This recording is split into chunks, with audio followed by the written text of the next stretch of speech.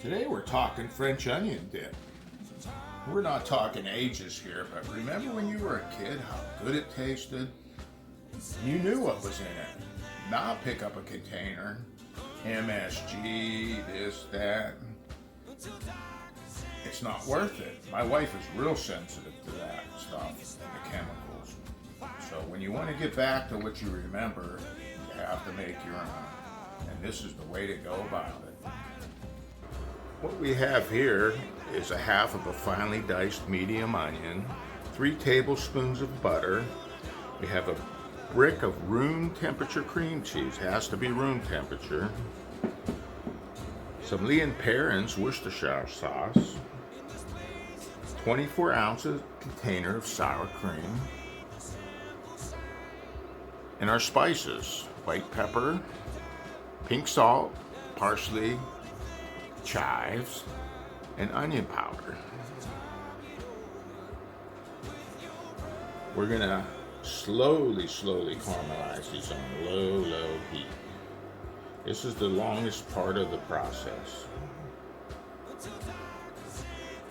You want to soften them up real good and get a little color on them, but you don't want to burn them or brown them in any way.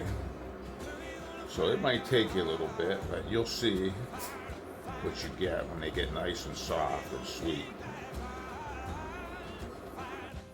Now we are ready to add our spices. As always, the recipe with the exact measurements will be on our website at divineappetit.com. Keep stirring until your spices are well blended.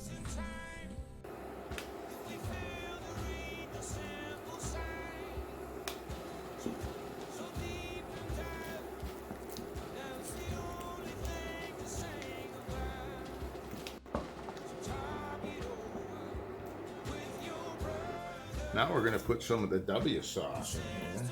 That's the secret ingredient.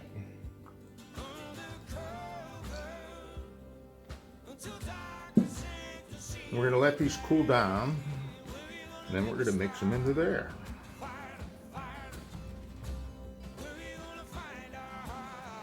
Our onion mixture's cooled. Put them in now.